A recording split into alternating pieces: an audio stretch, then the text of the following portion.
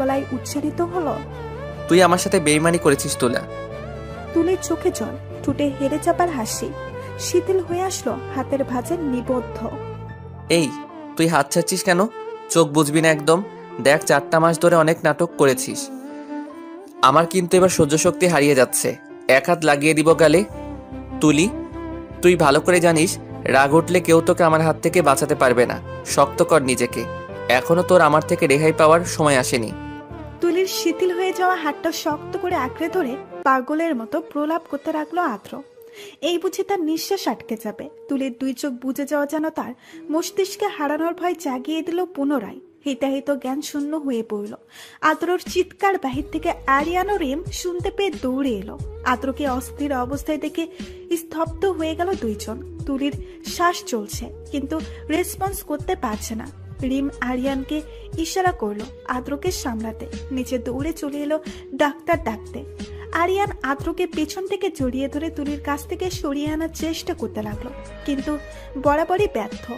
আদ্রর সুঠাম দেহের শক্তির তুলনায় তার শক্তি নগণ্য। ডাক্তার দৌড়ে আসলেন কেবিনে। আদ্রকে অনেক চেষ্টা করেও সরাতে পারল না। ঠাই বসে রইল তুলির হাতটা নিজের হাতের মুঠোয় নিয়ে। ডাক্তার তুলিকে চেক আপ করে আরেকবার টুল টেনে আদ্রর পাশে বসলো।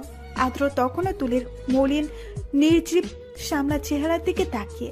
ডাক্তার মিনহাস আদ্রর বাহুতে হাত রাখতে আদ্র ওনার দিকে দৃষ্টি স্থাপন করলো। দেখো না ডাক্তার মিনহাজ, আমার ওয়াইফ কেমন নিস্তেজ হয়ে পড়েছে। বিশ্বাস করুন, ওকে আমি নিজের সবটুকু দিয়ে আগলে রেখেছি। শুধু 3বার থাপ্পড় মেরেছি রাগের মাথায়। তাছাড়া চুল পরিমাণ ক্ষতিও আমি ওর হতে দেইনি। তবুও কেন ওর এত বড় অসুখ হলো? থাপ্পড় মারলে কি এত বড় অসুখ হয় ডক্টর? ধরফর করে উঠল ডক্টর মিনহাসের বুকটা আদ্রর কাতর স্বরে পাগলটে কথা শুনে। একজন ডাক্তার হয়ে আদ্র এতটা জ্ঞানশূন্য হয়ে কিভাবে হয়ে পড়ল তিনি যেন কোনোভাবেই বিশ্বাস করতে পারছেন না। কতবার এই ছেলের সাথে সাক্ষাৎ হয়েছে তার। এই ছেলের প্রশংসা শুনেছে কত ডাক্তারের কাছে, অথচ আজ যেন সম্পূর্ণ বিপরীত একটা মানুষ দেখছেন উনি। আসলে পৃথিবীতে কিছু কঠোর মানুষ সর্বদাই ভালোবাসার কাঙাল হয়। কঠিন মন গলে তরলে পরিণত হয় ভালোবাসা নামক অসীম অনুভূতির নিকট। আদ্রই যেন ওনার কাছে জলজ্যান্ত প্রমাণ। নিস্তেজ হয়ে চোখ বুজে থাকা তুলের দিকে চেয়ে বুকটা হাহাকার করে উঠল ওনার। মনে পড়ে গেল নিজের স্ত্রীর কথা। আদ্রর মতো পাগল না হলেও ভেতরে ভেতরে পুড়েছেন উনি স্ত্রীর মৃত্যুতে। বিয়ের 1 বছর পর অ্যাক্সিডেন্টে নিজ অর্ধাঙ্গিনীকে হারিয়ে তিনি একাই কাটিয়ে দিয়েছেন নিজের জীবনের এতগুলো বছর। সাথে সজীব রেখেছেন ভালোবাসার স্মৃতিগুলো। জীবন তো কারোর জন্য থেমে থাকে না। প্রকৃতি নিজ দায়িত্বে সময়ের প্রবাহে কাটিয়ে দেয় মায়া। কিন্তু আদ্র কি পারবে হারিয়ে যাওয়া সময়ের স্রোতে নিজেকে সামলে নিতে? হঠাৎ ডক্টর মিনহাজের মনে ধ্বনিত হলে পারবে না ছেলেটা, মরে যাবে। হতাশার একটা নিঃশ্বাস ছাড়লেন তিনি। মনে আশার আলো জাগিয়ে উঠে দাঁড়ালেন কেবিন থেকে বের হওয়ার জন্য। একটু আগে জুনিয়র চিকিৎসকের ফোন পেয়ে ছুটে এসেছেন। কেবিন থেকে বের হতেই উচ্চারণ করলেন, আকস্মিক মৃত্যু, আসলে কিছুই করার থাকে না হাতে। তবে মৃত্যু পথযাত্রীকে আল্লাহ চাইলে সুস্থ করে দিতে পারেন। শুধু প্রয়োজন আল্লাহর রহমত এবং ওনার উপর ভরসা রেখে সঠিক চিকিৎসা চালানো। আরিয়ান রিমি আদ্রের দিকে চেয়ে আছে এক পলকে। অনুশোচনায় ভুগছে 2 জন। তুলির চেয়েও বেশি কষ্ট অনুভব হচ্ছে ওদের আদ্রর জন্য। সব জেনেও ওরা কি একটাবার আদ্রকে খুঁজে বের করতে পারত না? চেষ্টাটা আগে করলে হয়তো 4টা মাস ধুকে ধুকে মরত না আদ্র ও তুলি। আজ রিমের মনে হচ্ছে তুলি ভুল ছিল তার সিদ্ধান্ত। উপস্থিত বুদ্ধিটুকু হয়তো তুলির নেই। নয়তো কি আদ্রর মতো মানুষকে চেনে আসতে পারে? ভালোবাসা কখনো ঘৃণায় পরিণত হয় না, এটাও কি তুলি বুঝতে সক্ষম হয়নি? অথচ আজ সময় হারিয়ে বাঁচার ইচ্ছে জেগেছে তার। আদ্রর ভেতরটা অগ্নি বলে ছারখার হয়ে যাচ্ছে। তুলির হাতের ভাঁজে অনবরত ঠোঁটের স্পর্শ দিয়ে চলেছে। তার তো এতটুকুও হদিশ নেই রুমে সে ছাড়াও আরো 2 জন মানুষের অস্তিত্ব আছে। বুক চিরে একটি দীর্ঘশ্বাস বেরিয়ে এলো রিমের। আরিয়ানের দিকে দৃষ্টি স্থির রেখে মনে সুপ্ত কোণে গেঁথে নিল কিছু বাক্য। আমি কখনো তুলির মতো ভুল করব না আরিয়ান। যদি কখনো বিরাট অসুখে ভুগি তখনও প্রতিটি সেকেন্ড তোমার কাছেই থাকবো। তখনও তোমার সান্নিধ্য ত্যাগ করব না শেষ নিঃশ্বাস অব্দি। ডাক্তার মিনহাস তুলির রিপোর্টগুলো ভালো করে চেক করলেন। বেশ কিছুক্ষণ ভাবার পর রিপোর্টগুলো হাতে নিয়ে আদ্রর কাছে আসলো। আদ্রর দৃষ্টি নিবদ্ধ তুলির চেহারায়, চোখের পলকও ফেলছে না সে। মনে পড়ে গেল সেই ছোট্ট তুলির কথা। অন্তরাত্মা কেঁপে উঠল। ডক্টর মিনহাস আদ্রর পাশে বসে বলে উঠলেন, মনোযোগ দিয়ে আমার কথা শুনতে হবে আদ্র। তুমি পাগলামি করলে বেডে শুয়ে থাকা মেয়েটা ভেঙে পড়বে।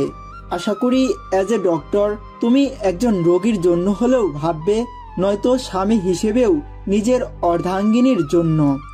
চোখ বুঝে নিজেকে শান্ত করে নিল আদ্র। অস্থির নয়নে ফুটে উঠল আশার প্রদীপ। শুকিয়ে কাঠ হয়ে যাওয়া স্বরে বলল, ভবিষ্যতে কি হবে বা বর্তমানে কি ঘটবে আমি জানি না ডাক্তার, তবে এতটুকুই জানি আমার নিঃশ্বাস মিশে গেছে এই মেয়েটার সাথে। এই মেয়েটার শ্বাস প্রশ্বাস চলা মানেই আমার অস্তিত্ব টিকে আছে। আমি একবারও বলবো না আমার তুলিকে বাঁচিয়ে দিন, শুধু এতটুকুই বলবো আমার অস্তিত্বটা বিলীন হতে রক্ষা করুন। বিস্মিত না হয়ে পারল না রুমে উপস্থিত মানুষগুলো। কি নাম দেওয়া যায় এমন ভালোবাসাকে? এত আকুতি, এত কাতরতা। রিমের কাছে তুলিকে অভাগিনী মনে হচ্ছে, যাদের জীবনে ভালোবাসা এলেও সেটা আঁকড়ে ধরে রাখতে পারে না। সারা জীবনে প্রাপ্তির খাতা থাকে শূন্য। ডাক্তার মিনহাস নিজের কাঠ পোড়া অধর যুগল ভিজিয়ে রিপোর্টগুলো এগিয়ে দিল আদ্রর দিকে। M3 বা APL নামক ব্লাড ক্যান্সার সম্পর্কে তোমার ধারণা আছে আশা করি। একিউট মালেনোব্লাস্টিক নিউকেমিয়া মূলত 8 প্রকারের, যেমন M0123456 AML M204 কে শুধু কেমোথেরাপি দিয়ে টানা 4 মাস চিকিৎসা করলে ভালো হওয়ার সম্ভাবনা অনেক বেশি। আর M3 বা APL নামক ব্লাড ক্যান্সারকে পৌঁছাই বুঝে শুধু ঔষধ বা কেমোথেরাপি দিয়ে টানা 6 মাস থেকে 2 বছর সঙ্গে সঙ্গে নিঃশ্বাস ত্যাগ করতে পারলেই তার শান্তি মিলবে। একটা ভুল সিদ্ধান্ত সবকিছু তছনছ করে দিল। এতটা মাস কাছে থাকলে হয়তো আদ্র কিছু করতে পারত, সুস্থ করে তুলতে পারত। এখনো যে পারবে না এমন তো না, পারবে। সে দিন রাত এক করে তুলিকে সুস্থ করে তুলবে। প্রতিবারের মতো তুলিকে ভিক্ষা চাইবে আল্লাহর কাছে। ব্লাড ক্যান্সার শব্দটা শুনলেই মানুষ আটকে ওঠে, হাল ছেড়ে দেয়, ভয় গ্রাস করে, দুর্বল করে দেয় মানুষের বেঁচে থাকার স্পৃহা। চেষ্টা না করেই হাল ছেড়ে দেয়, যেমনটা করেছে তুলি। অথচ ভয় না পেয়ে শুরু থেকে নিজেকে শক্ত করে ট্রিটমেন্ট চালিয়ে গেলে সুস্থ হয়ে উঠা যায়। জীবন মরণ সেটা তো আল্লাহর হাতে। ডাক্তার কয়েক মাস বাঁচবে বলে ধারণা করলেও দেখা যায় কিছু মানুষ বছরের পর বছর ক্যান্সার নিয়ে বেঁচে থাকে। আবার কেউ কেউ আল্লাহর রহমতেও চিকিৎসায় সম্পূর্ণ সুস্থ হয়ে উঠেছে। তোমার ওয়াইফের শুরু থেকেই ওষুধের দ্বারা চিকিৎসা চলছিল। আমাদের হাতে এখনো সুযোগ আছে আদ্র। আল্লাহর অশেষ কৃপায় ও সঠিক সময় চিকিৎসা শুরু করে দেওয়ায় এতদিন টিকে আছে মেয়েটা। নয়তো বুঝই তো, এটা মিরাক্কেলও বলতে পারো। তবুও একটা সুযোগ আল্লাহ তোমায় দিয়েছেন, আর দেরি করা ঠিক হবে না। নেমে পড়ো নিজের অস্তিত্ব টিকিয়ে রাখার লড়াইয়ে। আদ্রর ঠোঁটের কোণে মৃত হাসি ফুটে উঠল। কৃতজ্ঞতা চোখে আরিয়ান ও রিমের দিকে চাইল। আরিয়ান আর রিম জানার পথ থেমে থাকেনি। তুলির অনিচ্ছা থাকার সত্ত্বেও চিকিৎসা চালাতে হয়েছে ওদের জোরে। ওরা জানে না এটা কতটুকু কাজে লাগবে, তবে মনে প্রাণে চাই তুলি বেঁচে থাকুক অনেকগুলো বছর তার ডাক্তার সাহেবের জন্য। 1 মিনিট হোক আর 1 সেকেন্ড তুলির সমাপ্তি যেন তার ডাক্তার সাহেবকে ঘিরেই হয়। আদ্র উঠে দাঁড়ালো। ডাক্তার মিনহাজের সাথে আলোচনা করে তুলিকে ঢাকা নিয়ে যাবার ব্যবস্থা করতে লাগলো। ওইখানে গিয়ে সাময়িক ট্রিটমেন্টের পর সব কাগজপত্র রেডি করে পাড়ি জমাবে বিদেশে। শেষ পর্যন্ত চেষ্টা করবে সে। ব্যর্থ হলে নিজেও হারিয়ে যাবে তুলির সাথে। তুলিবিহীন আর একটা মুহূর্ত সে চায় না। করিডোরে দাঁড়িয়ে ফোনে কথা বলতে বলতে নিজের বাবা মা বোন বন্ধুমহলকে এগিয়ে আসতে দেখলো। কে বলবে এগুলো আদ্রর বন্ধুমহল? তুলি শুধু আদ্রর জীবনে নয়, নিজের মায়াতেই গেঁথে গেছে সবার হৃদয়। চক্ষুচূড়া লাল হয়ে চেয়ে আছে আদ্রর। ছেলের বিধ্বস্ত অবস্থা থেকে সায়রা বেগম ছেলেকে জড়িয়ে ধরে কান্না করতে লাগলেন। ছেলের অবস্থায় ওনাকে জানান দিচ্ছে তুলি ঠিক কেমন অবস্থায় আছে। এত সুখময় মুহূর্তের কেন অবসান ঘটলো? সব তো ঠিক থাকতে পারতো। কেন এত ছোট বয়সে ক্যান্সার নামক ব্যাধির সাথে লড়ছে মেয়েটা? লড়াইয়ে জিতে যাবে নাকি নিঃশেষ হয়ে যাবে চিরতরে? তুলির ঠোঁটে লাজুক হাসি, শরীরের রক্তে রক্তে বয়ে যাচ্ছে শিহরণ। হৃদয়ের গহীনে শীতলতার বিস্তার। গলায় আদ্রর ঠোঁটের উষ্ণ ছোঁয়া পেতে একটা হার্টবিট মিস করলো। বুঝে থাকা চোখ দুটো মিলে এক পলক চাইলো আদ্রর দিকে। আদ্র তুলির গলায় মুখ গুজে চোখ বুজে শুয়ে রইল। বেশ ক্লান্ত দেখাচ্ছে তাকে। এই 10টা দিন একটুও থেমে থাকেনি। তুলির পাসপোর্ট ভিসা রেডি করতে একটু ঝামেলা পোহাতে হচ্ছে। ঘুমও হারাম হয়ে গেছে। নির্ঘুম কাটানো প্রতিটা রাতও তাকে বড্ড শান্তি দেয়, কারণ রাত জেগে তো সে তার তুলার সেবা করতে পারে, ঘুমন্ত মুখটা অবলোকন করতে পারে। ফেটে চৌচির হয়ে যাওয়া বুকে এতটুকু যেন এক ফোঁটা বৃষ্টির পানির ন্যায় ঝরে পড়ল। স্নিগ্ধতায় ভরিয়ে দিল আদ্রর বিষাদে চেয়ে থাকা মন। তুলি নড়ে উঠল। এত মাস পর প্রিয় মানুষটা এত কাছে আসাটা তুলির হৃদ স্পন্দন অস্বাভাবিক করে তুলছে। হসপিটালে থাকতে থাকতে পাগল হয়ে যাচ্ছে তুলি। কিছুটা সুস্থ হতে আদ্রকে আকুতি মিনতি করে বাসায় চলে এলো। 3 দিন হয়েছে, আগের থেকে অনেকটা সুস্থ। আমাকে ক্যান্সার নামক ব্যাধি এতটা গ্রাস করতে পারেনি আদ্র যতটা আপনার অনুপস্থিতি গ্রাস করেছে আমায়। আমি প্রতিনিয়ত যন্ত্রণায় সিক্ত হতাম আপনাকে ছাড়া। আপনি আমার ভালো থাকার উপশম, অথচ বিয়ের দিন কতটা বোকামি করেছি। আমাদের জীবনের 4টা মাসকে নরকে পরিণত করেছি। আসলে আমি আহাম্মক। কথাগুলো ভেবে একটু হাসলো তুলি। আদ্র চুলে হাত দিতেই মাথা তুলে তুলির মুখ বরাবর চাহনে নিক্ষেপ করলো। দুইজনের মাঝে কিঞ্চিত দূরত্ব। তুলির বলতে ইচ্ছে করছে, আপনাকে ঠকানোর শাস্তি স্বরূপ সবটুকু দূরত্ব ঘুচিয়ে নেন আদ্র। তুলির গোলাপে মসৃণ ঠোঁটে ঠোঁট রাখলো আদ্র। এক হাতে আদ্রর ঘাড় খামছে ধরল। ডুবে গেল আদ্র নীলাভ চোখের মাদকতায়। চোখের পলকেই ঠোঁট ছেড়ে দিয়ে উঠে দাঁড়ালো আদ্র। তুলিকে সম্পূর্ণ বেড রেস্ট দেওয়া হয়েছে, এছাড়া আর উপায় নেই। নিজের পায়ে হাঁটার মতো শক্তি আর তুলি পায় না। একটুতেই ক্লান্ত হয়ে পড়ে। পা ফুলে গেছে, সারা শরীর থেকে ব্যথা। তবুও মেয়েটার মুখে স্নান হাসি ছিলে।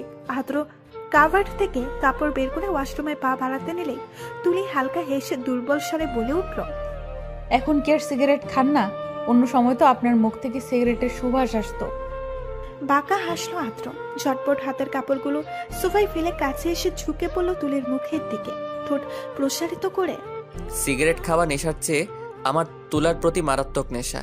এখন যখন তুলাই আমার বুকে, তখন সিগারেটের নেশাও ফিকে, তাই ছেড়ে দিয়েছি।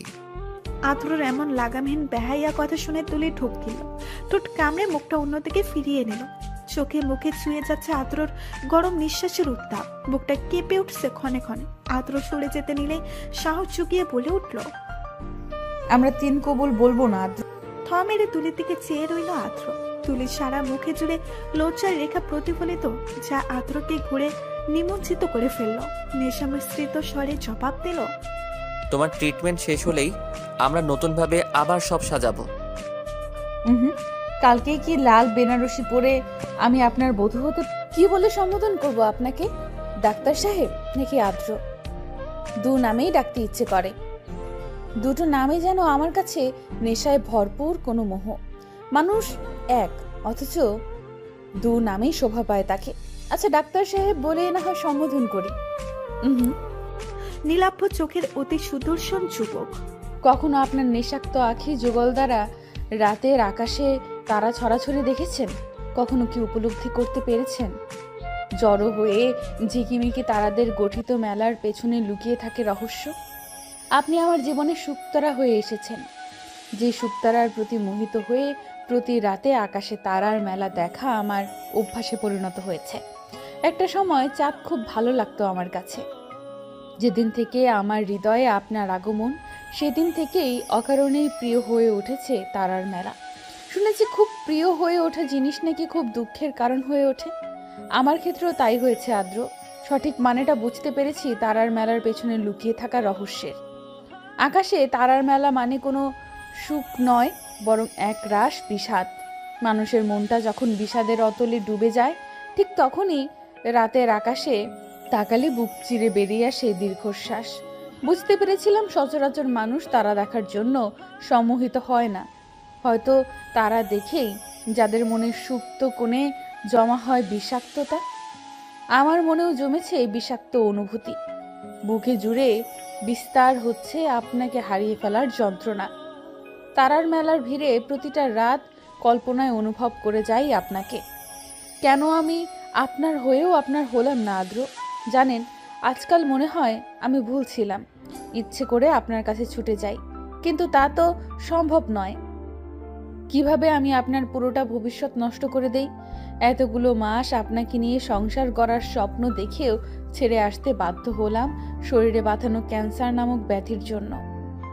আমার না এসএসসি পরীক্ষা দেওয়ার পর থেকে জ্বর হতো ঘন ঘন, ততটা আমলে নিতাম না। জ্বর আবার আমার বিশেষ পছন্দ ছিল। অদ্ভুত হলেও এটাই সত্য। আমাদের বাড়িতে যাওয়ার পর খেয়াল করলাম এখন আর জ্বর, তবে আমি ক্লান্ত হয়ে পড়তাম একটুতেই। সর্দি হতো না, তবে একদিন খেয়াল করলাম কাশির সাথে রক্ত বেরিয়ে আসছে। আমি প্রচন্ড ভয় পেয়ে গিয়েছিলাম আদ্র। পরবর্তীতে মনে হয়েছে এটা হয়তো আমার চোখের ভেলকি, কিন্তু জন্মদিনের পরদিনও যখন আবার ঘটনাটা ঘটলো, তখন আমার একটু একটু করে পরিপক্ক হয়ে ওঠা মনটা জানান দিল এইটা একদমই স্বাভাবিক নয়। একবার ভেবে নিলাম আপনাকে জানাবো, কিন্তু পরক্ষণেই মনে হলো যদি সিরিয়াস কিছু হয়ে থাকে, আপনার নীল বর্ণের চোখে ভেসে ওঠার যন্ত্রণা কষ্ট আমি কিভাবে সহ্য করব? আমি পারিনি আদ্র। পর মুহূর্তে আমার একটা কথাই মাথায় আসলো, কুমিল্লা গিয়ে সবার অগোচরে ডাক্তার দেখানোটা জরুরি। তাই আপনাকে না বলেই চলে গেলাম। সেদিন বিকেলেই ঝুমু আপুকে আমার পুরনো বান্ধবীর বাসায় যাব বলে কনভিন্স করলাম। আমার বান্ধবী ইশারার আম্মু ছিলেন একজন ডাক্তার। আন্টিকে সব খুলে বলতেই তিনি আমাকে একজন ডক্টর দেখান। সমস্ত চেক আপ প্লাস টেস্ট করিয়ে আমি চলে আসি বাসায়। আর হসপিটালে আন্টির পরিচিত এক নার্সের সাথে কথা বলে আসলাম। রিপোর্ট যখন দেয় ফোন নিয়ে আমায় যেন জানিয়ে, আন্টি ব্যতীত অন্য কেউ যেন কিছু জানতে না পারে। রিপোর্ট আনতে অবশ্য আমি পরের দিন যেতাম, কিন্তু তার আগেই আপনি আমায় ঢাকা নিয়ে আসলেন। খুব ভয়ে ভয়ে ছিলাম আপনি যদি কিছু বুঝে যান। নার্স অনেকবার ফোন দিলেও বিয়ের চক্করে আমি ভুলেই গিয়েছিলাম। হলুদের সেই রাতে আমার খেয়াল হলো রিপোর্টগুলোর কথা। তখনও ফলাফল জানা হয়নি আমার, তার আগেই পাল্টে গেল সবকিছু। সেই রাতে আমাদের মাঝে ঘটেছিল অনাকাঙ্ক্ষিত কিছু মুহূর্ত। তবে আমার একটা বারের জন্যও মনে হয়নি আপনি অপরাধ করেছেন আদ্র। কেন মনে হয়নি বলতে পারবেন আপনি? আমার মন সেটা মানতে রাজি ছিল না। আমি এখনো বলবো আপনি কোনো অপরাধ করেননি। সেই রাতে দোষী তো আমিও ছিলাম। তলিয়ে গিয়েছিলাম আপনার চোখের মাদকতায়। আপনার নেশার ঘোরে ডুবে গিয়েছিলাম আমিও অনাকাঙ্ক্ষিত সেই মুহূর্তে। আমি জানি সামিরা আপু ইচ্ছে করে এমনটা করেছে। যখন ওনার চোখে তাকিয়েছিলাম সব যেন পরিষ্কার হয়ে গেল। আসলে কিছু মানুষকে ভালো হওয়ার সুযোগ দিলেও, আপন করে নিলেও মানুষগুলো তার মর্মার্থ বোঝে না। সকাল থেকেই প্রতিটা সেকেন্ড অপেক্ষার প্রহর গুনেছি কখন আমাদের ভালোবাসা পূর্ণতা পাবে। শতবার কল্পনায় বর্ষা যে আঁকিয়েছে আপনাকে, কিন্তু হাজারো স্বপ্ন হাজারো কল্পনা নিমিষেই চূর্ণ বিচূর্ণ হয়ে গেল যখন হোয়াটসঅ্যাপে পাঠানো রিপোর্ট ও বার্তা দ্বারা জানতে পারলাম ব্লাড ক্যান্সারে আক্রান্ত আমি। দম বন্ধ হয়ে আসছিল আমার। আপনার চেহারা ভেসে উঠেছিল চোখের সামনে। ঘাবড়ে গিয়েছিলাম প্রচন্ড। বেনারসিটা আঁকড়ে ধরে আপনার নিকট পা বাড়াতে নিলেই আমার মনটা আমায় থামিয়ে দেয়। চিৎকার করে বলে ওঠে, তুলি তুই আজকেই মরে যাবি। জেনেও মানুষটা তোকে বিয়ে করবে, কিন্তু তুই একটাবারও ভেবেছিস এতে তার জীবনটা বরবাদ হয়ে যাবে? আজ বিয়েটা না হলে বেঁচে যাবে মানুষটা, হয়তো সময়ের স্রোতে পরিবারের জন্য হলেও বাধ্য হয়ে কারো সাথে নিজের ভবিষ্যৎ গড়ে নেবে। ভালোবাসা মানে তো ত্যাগ, তাহলে তুই কেন নিজ স্বার্থ দেখবি? কথাগুলো উদয় ধারাছড়ি চারপাশে, কিন্তু কৃত্রিম রঙা আলোয় আদ্রদের বাগানটা একদম আলোকিত হয়ে আছে। এক দৃষ্টিতে তাকিয়ে আছে আদ্র মুছে যাওয়া লাল গোলাপটার দিকে। ফুলটা কেমন সময়ের ব্যবধানে মুছে পড়েছে, তেমনি সেও তো মুছে পড়বে তুলি বিহীন। বুকের ধুলপুরানি বেড়ে যাচ্ছে বারবার। নিজের সবটুকু দিয়ে চেষ্টা করার পরেও হারিয়ে ফেলার ভয় আঁকড়ে ধরছে মনে। বিষাক্ত ফুলার মতো বিষাক্তময় ব্যথা হৃদয় ছড়িয়ে ছিটিয়ে পড়ছে। মনে হচ্ছে এবার বুঝি হার্ট অ্যাটাক ব্লক হয়ে যাবে। হাতে চিঠিটা নিয়ে রুমে আসলো আদ্র। তুলির ঘুমন্ত চেহারায় দৃষ্টি বুলিয়ে চিঠিটা খুব যত্ন করে ডায়েরির ভাঁজে রেখে দিল। তুলি কলা ওষুধের তেজে বেঘুরে ঘুমাচ্ছে। আওয়াজবিহীন নিঃশব্দে পাশে বসলো আদ্র। কপালে ছুঁয়ে দিল শুকিয়ে যাওয়া নিজের উষ্ঠোদ্দয়। এক ফোঁটা অশ্রু গড়িয়ে পড়ল তুলির চোখের পাতায়। কানের কাছে মুখটা নিয়ে ফিচাল স্বরে বলে উঠল, হয় আমার জীবনের প্রতিটা সকাল তুমিময় হোক, নয়তো তুমি বিহীন আমার মৃত্যু হোক। সাথে জম্পেশ আটটা বসেছে সবার। অন্ত, পায়েল, সাগর, রিমিন, নিবিড়, আমরিন, ইনশিতা, রনক, আরিয়ান, রিম, আহান, ঝুমু, সবাই মিলে আড্ডা দিচ্ছে। এতদিন এই বাড়িটা প্রত্যেকটা মানুষের অনুভূতিগুলো যেন মৃত ছিল। তুলির আগমনে সবকিছু আবার কেমন সজীব হয়ে উঠেছে। যদিও তুলির অসুস্থতা কারো মনে শান্তি দিচ্ছে না, তবুও মেয়েটা যতটা সময় থাকবে ওকে খুশি রাখার চেষ্টা করে যাবে সবাই। হায়াত মৌতের মালিক তো আল্লাহ, কিন্তু আমার চাইতে অসুস্থ মানুষকে ভালোবাসা, স্নেহ দিয়ে তার মনটাকে আনন্দে ভরিয়ে দিতে পারি। হোক না সে দৈহিকভাবে অসুস্থ, একটু চেষ্টায় মনটাকে তো সুস্থ রাখা যায়। সাথে পাটি পিছিয়ে গোল হয়ে বসে আছে সবাই, কিছুটা জায়গা খালি রেখে। দরজার দিকে সবার নজর, কখন তাদের কাঙ্ক্ষিত মানুষ দুটো উপস্থিত হবে। বেশিক্ষণ অপেক্ষা করতে হলো না তাদের। আদ্র তুলিকে কোলে নিয়ে এগিয়ে আসছে। আজ অসহায় বলে নয়তো কখনো সবার সামনে আদ্রর কোলে ওঠা তার পক্ষে সম্ভব হতো না। তৎক্ষণাৎ মৃত্যু হতো লজ্জায়। তুলিকে বসিয়ে দিয়ে আদ্র নিচে বসে পড়ল পাশে। সবাই মুগ্ধ চোখে চেয়ে দুজনের দিকে। তুলির গায়ে জ্যাকেটটা আর ভালো করে জড়িয়ে দিল আদ্র। বেশ ঠান্ডা আজ, তার উপর সাথে দমকা হাওয়া বয়ে যাচ্ছে। শিহরণ জাগিয়ে যাচ্ছে সবার দেহে। তুলিকে নিজের সাথে আলতো হাতে জড়িয়ে নিল আদ্র। হালকা হেসে সবার উদ্দেশ্যে বলল, কি তোরা চেয়ে থাকবি নাকি গানটা গেয়েও শোনাবি? আমার বউয়ের মেহেদি রাতটা এভাবে ভেস্তে যেতে দিস না। সবাই একগাল হাসলো। রিমি ও রিম দুজনের হাতে মেহেদি দিয়ে তুলির কাছে এসে বসলো। দুজনকে দেখেই মুচকি হেসে দুই হাত মেলে ধরলো তুলি। এই মেয়ের অমায়িক হাসিটা সবার মন কেড়ে নিল। আদ্র অপলক চোখে চেয়ে রইল। শীতল স্রোত বয়ে গেল অন্তরে। রিমি ও রিম তুলিকে মেহেদি দিয়ে দু হাত রাঙিয়ে দিতে লাগলো। কিছুটা নিচু স্বরে তুলি বলে উঠল, আদ্র লিখবে কিন্তু আপু। কথাটা রিমি ছাড়াও আদ্রর কর্ণ গোচর হলো। ঠোঁটের কোণে প্রতীয়মান হলো অস্ফুটিত হাসি। মেয়েটা এখনো বাচ্চা, এখনো অবুঝ মন তার। অথচ এই বয়সে লড়াই করে যাচ্ছে আদ্রর সাথে বাঁচার জন্য, একটা সুন্দর সংসার করার জন্য। অন্ত আদ্রকে তুলির দিকে নিষ্পলকে তাকিয়ে থাকতে দেখে গলা খেকিয়ে বলে উঠল, আর যার যার অপূর্ণ কথা আছে, মানে মনের মধ্যে চেপে রাখা সব কথা উগলে দাও। চমকিত নয়নে তুলে আদ্রর দিকে চাইল। অন্তর অদ্ভুত কথা শুনে পায়েল দাঁতের দাঁত চেপে বলল, তোমার মনে নিশ্চয় কোনো কথা চেপে রাখছো। এই আবার কোনো মেয়ের চক্করে পড়ো নাই তো? পায়েলের কথা শুনে সবাই জুড়ে হেসে উঠল। অন্ত ভয়াত্মক চোখে বলে উঠল, নাউজুবিল্লাহ বউ, এই অন্তু তোমাকে নিজের জীবনের চেয়েও বেশি ভালোবাসে। পায়েল লজ্জা একটু হাসলো। আজকাল বড্ড বেশি লজ্জা লাগে তার। অন্তকে আগের মতো বকাচকাও করে না। পাশে বসে থাকা অন্তর হাতটা চেপে ধরে বাহুতে মাথা হেলিয়ে দিল। অন্তর ধীর কণ্ঠে বলল, খারাপ লাগছে? পায়েলের নিরলস জবাব, না। তুলি ওদের দিকে চেয়ে হালকা হাসলো। মনের মাঝে কথাগুলো গুছিয়ে নিয়ে সবার সামনে আদ্রকে বলল, আমি আপনাকে একটা কথা বলতে চাই ডাক্তার সাহেব। চোখের ইশারায় সম্মতি জানালো আদ্র। সবার দিকে চেয়ে লজ্জায় নত মস্তিষ্কে তুলি বলে উঠল, ভালোবাসি আদ্র। ঝড়ের বেগে কিছু একটা আশ্রে পড়লো আদ্রর বুকে। ধ্রিম ধ্রিম শব্দ হতে লাগলো।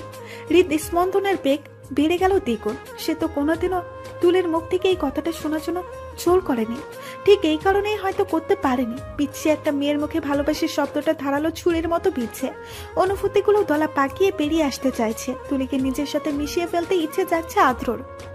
সবাই হাত তালি দিয়ে চিল্লিয়ে উঠল। তুলি একরাশ লজ্জা নিয়ে মাথা তুলতেই চোখ আটকে গেল আদ্রর মুগ্ধতাময় ভরপুর হাসিটায়। আবেগের তুমুল বর্ষণ হতে লাগলো তুলির মনের গহীনে। হালকা হালকা লাগছে মনটা। কত কাল পরে সফল হয়েছে সে ভালোবাসি বলতে। শূন্য থাকা মনটা আবারও পূর্ণ হয়ে গেল। আদ্র এক হাত বাড়াতেই তুলি মেহেদি রাঙা দুই হাত উপরে তুলে মুখ লুকালো আদ্রর বুকে। সবার চোখে আনন্দের অশ্রু, তুলির চোখে মুখে লজ্জার ছাপ। এই বুকে মুখ লুকাতে পারলেই বুঝি বেঁচে যায় সে। রাদীপ সাহেবও সায়েরা বেগম সাদের দরজায় দাঁড়িয়ে চোখ মুছতে লাগলেন। আদ্রর বুকে তুলিকে দেখে মনটা ফুলে গেল তাদের। বাবা মাকে দেখতে পেয়ে আসার জন্য ইশারা করলো আদ্র। হাতে ফলের প্লেটটা নিয়ে এগিয়ে আসলেন দুইজন। তুলির মাথায় হাত বুলিয়ে নিজের হাতে আপেলের একটা পিস খাইয়ে দিলেন রাদীপ সাহেব। বয়স্ক দুইজন প্রেমিক যুগলও আজ মেতে উঠেছে আড্ডায়। লাল খয়েরি বেনারসিটা হাতে নিয়ে তুলির দিকে এগিয়ে এলো আদ্র। নিজ হাতে আজ নিজের বউকে সাজাবে সে। তুলি স্থির হয়ে বসে আছে। আদ্র সাথে একটা পাঞ্জাবি পরেছে, যার উপর দৃষ্টি নিবদ্ধ তুলির। চোখ ফেরানো তাই হয়ে পড়েছে তার। তুলির মন জুড়ে অনুভূতির বিচরণ হতে লাগলো। আদ্র কাছে এগিয়ে এসে জিজ্ঞেস করলো, দাঁড়াতে পারবে? পারবো। দুর্বল শরীর নিয়ে দাঁড়িয়ে পড়ল তুলি। আজ সারাদিন হসপিটালে ছিল মেয়েটা। শরীরের অবস্থা ততটা ভালো না। কাল বিকেলেই দুজনের ফ্লাইট লন্ডন পাড়ি জমানোর জন্য। বিয়েটা বাদ দিতে চেয়েছিল আদ্র তুলির কথা ভেবে, কিন্তু তুলির এক রুখা জেদের কাছে হার মানতে হলো তাকে। শুধু অসুস্থ বলে বেঁচে যাচ্ছে বেচারি, নয়তো আদ্রর রাগের রূপ থেকে তার রেহাই ছিল না। এতক্ষণে তো আদ্রর বলিষ্ঠ হাতে 4 থেকে 5টা থাপ্পড় খেয়ে নাকের পানি চোখের পানি মিলেমিশে একাকার হয়ে যেত। সুযোগ বুঝে তুলি যেন বাঘিনী হয়ে উঠেছে। তার একটাই কথা, ফ্লাইট যেহেতু কালকে, আজকে রাতে বিয়েটা হলে মন্দ কি? আদ্র খুব যত্ন করে বেনারসিটা পরিয়ে দিল। ড্রেসিং টেবিলের সামনে বসিয়ে হিজাবও বেঁধে দিল মাথায়। বড় লাল ওড়নাটা মাথায় ঝুড়িয়ে দিল। তুলি অবাক হয়ে গেল আয়নার দিকে তাকিয়ে। সে তো ভেবেছিল চেহারায় যে হাল, এতে বোধহয় পেতনের মতো লাগবে, কিন্তু হিজাবে দারুণ লাগছে তাকে। তুলি দুঃখ প্রকাশ করছিল। চুল অনেক ঝুলে পড়ে গেছে, কিভাবে এই চুল বাঁধবে। আদ্র তখন মুখ ফুটে কিছু বলেনি, বরং ইউটিউবে হিজাব পাতা শিখে নিয়েছে। তুলি আদ্রর হাতটা ধরে বলে উঠল, আর কত করবেন আমার জন্য? যতটুকু করলে তোমার মুখে হাসি দেখব। কথাটা বলেই তুলিকে কোলে তুলে নিল। এক হাতে দরজা মেলতেই হুমড়ি খেয়ে পড়তে গিয়েও বেঁচে গেল সব। দরজার বাহিরেই দাঁড়িয়ে ছিল সব কয়টা। ঠোঁট দুটো প্রসারিত হয়ে গেল আদ্রর। দুষ্টু স্বরে বলে উঠল, এখনো কবুল বলিনি। আগে আগে বাসর ঘরের সামনে লাফালাফি, ইন্টারেস্টিং, ভেরি ইন্টারেস্টিং। ফুলসজ্জা পরে হবে, তোরা টাকার জন্য পরেই ভিক্ষুকের মতো দাঁড়িয়ে থাকিস। ব্যাককেল বনে গেল সব। আদ্রর রসান্ত কণ্ঠ শুনে তুলির জড়তা সংকোচে ওনাদের নিজের মুখটা ঢেকে ফেলল। সামনের দিকে পা বাড়াতে বাড়াতে আদ্র একটু ঝুঁকে বলল, আঁচলে মুখ ঢেকে লাভ কি হবে বলো? আমি জ্ঞান হারাবো, মরেই যাব, তবু আমার হাত থেকে তোমাকে বাঁচাতে পারবে না কেউ। আদ্রর মুখে এমন কথা শুনে তুলি থমকে গেল। সাগরের বিয়ের রাতের কথা মনে পড়ে গেল তার। মিনমিনি স্বরে বলে উঠল, ছি, কি অসভ্য গান। দরজায় এখনো দাঁড়িয়ে রইল সব। বিস্ময় কাটিয়ে নিবিড় বলে উঠল, আমি যা শুনেছি তোরাও কি তা শুনেছিস? সবাই একসাথে হু বলে উঠল। নিবিড় বাঁকা হেসে বলল, আমাদের ভিক্ষুক বলল আদ্র, ওকেও ভিক্ষুক বানানোর দায়িত্ব আমাদের। কি বলো বন্ধুমহল ও বউ? আমরিনের তীক্ষ্ণ স্বর, আমাদের বলিনি ভাইয়া, আপনাকে বলেছে, কারণ আপনি আমাদের এখানে নিয়ে এসেছেন, তো পুরোটাই আপনার ওপর মানায়। কথাটা বলে আর 1 মিনিটও দাঁড়ালো না আমরিন। দাঁড়ালে নিবিড়ের লাল চোখের শিকার হতে হতো। বিয়ের পর থেকে অজানা কারণেই নিবিড়কে খ্যাপাতে বড্ড ভালো লাগে ওর। সবাই প্রচন্ড শব্দ করে হেসে দিল। দুপাশে 2 জন বসে আছে, মাঝখানে পাতলা একটা কাজ করা সাদা কাপড়ের পর্দা। আদ্র দৃষ্টি পর্দা ভেদ করে লজ্জায় মাথা নত করে রাখা তুলির উপরে গিয়ে পড়ছে। ঠোঁটে তৃপ্তির হাসি তার। এই মুহূর্তে তার জন্য কতগুলো বছর ধরে অপেক্ষা তার। কিছু সময়ের জন্য ভুলে যেতে ইচ্ছে করছে দুঃখময় প্রহরগুলো। কাজী সাহেব তুলিকে কবুল বলতে তাড়া দিতেই তুলি লাজুক চোখে পাতলা ওড়নার আবরণ দিয়ে আদ্রর দিকে এক পলক তাকালো। নম্র স্বরে উচ্চারণ করলো, কবুল কবুল কবুল। সাথে সাথে আদ্র তুলির উপরের হৃদয়ে সৃষ্টি হলো কম্পন। ফুলে সজ্জিত বিছানায় বসে আছে তুলি হাঁটু মুড়ে। সব দূরত্ব কেটে গিয়ে আজ 2 জন এক হয়েছে। তুলির সারা শরীরে লোম খাড়া হয়ে যাচ্ছে। এটা ভাবতেই আজ থেকে নতুন একটা জীবন শুরু হয়েছে তাদের, যে জীবনে প্রতিটা রাত কাটবে আদ্রর বুকে, প্রতিটা সকাল শুরু হবে আদ্রর স্নিগ্ধময় চেহারা দেখে। ঘড়ির দিকে তাকিয়ে দেখলো রাত 11টা বাজে। আদ্র এখনো কেন আসছে না? 1 ঘন্টা আগে এসে নিজের হাতে ভাত খাইয়ে ওষুধ খাইয়ে দিয়ে তাড়াতাড়ি ফিরবে বলে বেরিয়ে গেছে। এখনো আসার নাম গন্ধ নেই। আপনি এতগুলো বছর অনেক অপেক্ষা করেছেন আদ্র, আজ না হয় আমি একটু অপেক্ষা করি। বিড়বিড় করে কথাটা বলে তুলি হালকা হাসলো। ডক্টর মিনহাজের সাথে ফোনে কথা বলতে ব্যস্ত আদ্র। আজকে সকালে তুলি কিছু টেস্ট করিয়েছিল, সেগুলো সম্পর্কে জানানোর জন্য ফোন দিয়েছে ডক্টর মিনহাজ। গতকালই ঢাকা এসেছেন তিনি। সপ্তাহে 4 দিন ঢাকাতেই রুগী দেখেন। ওনার সাথে প্রয়োজনীয় কথা বলে রুমে আসলো। দরজা খোলার শব্দ পেয়ে তুলি নড়ে চড়ে বসলো। আঁচকে পাশে তাকাতে নিজের খুব কাছে আদ্রকে আবিষ্কার করলো। 2 হাতের শাড়ির কিছু অংশ মুঠোতে পুড়ে নিল। আদ্রর শরীর থেকে ভেসে আসা পারফিউমের সুবাস এসে নাকে ধাক্কা লাগছে। মনে অনুভূতিরা খেলে বেড়াচ্ছে, মস্তিষ্কে খেলে যাচ্ছে আদ্রর প্রথম দিনের সেই কাছে আসার মুহূর্তটা। এতদিনের বেশ বুঝতে পেরেছে তুলি আদ্র প্রথম দিন সাথে তাকে লজ্জা ও বিস্ময়ে ফেলার জন্যই না চেনার ফান করেছিল। এই মানুষটা তাকে লজ্জা দিয়ে মেরে ফেলার জন্য পারফেক্ট। মাথায় স্পর্শ পেতে কেঁপে উঠল তুলি।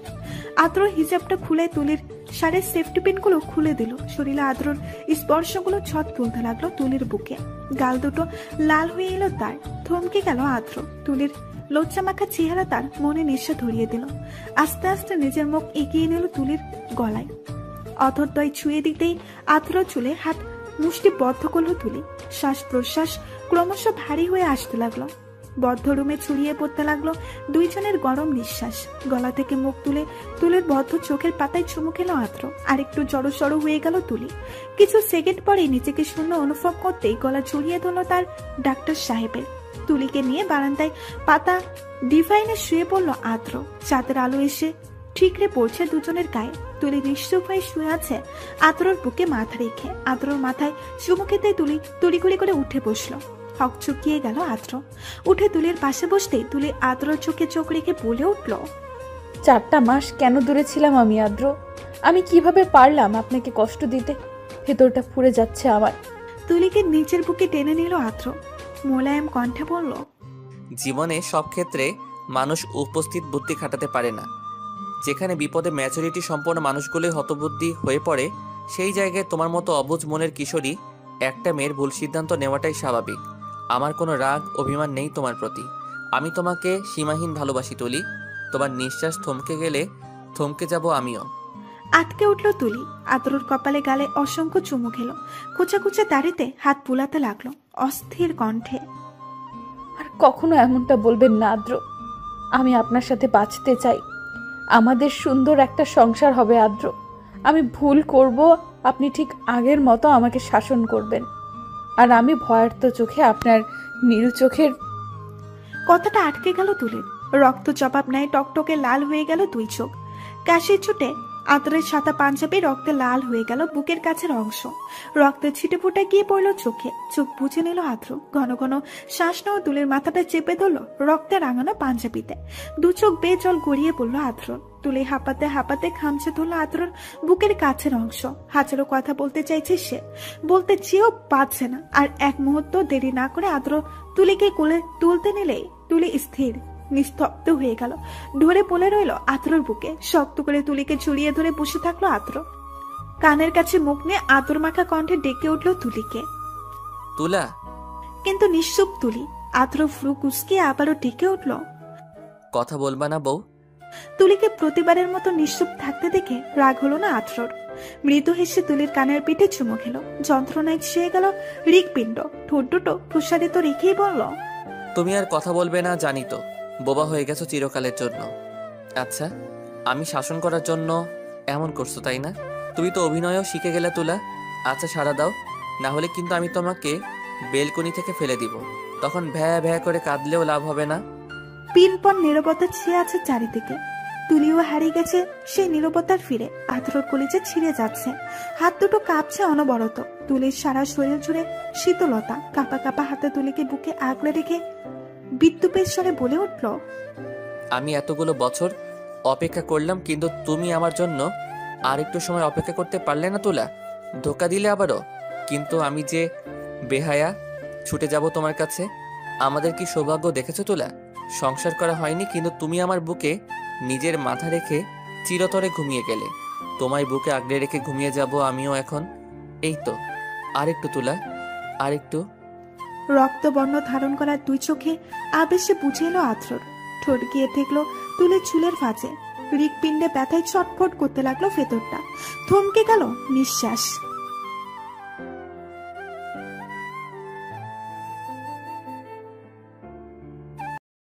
গল্পটি ভালো লাগলে লাইক, কমেন্ট এন্ড শেয়ার করতে ভুলবেন না।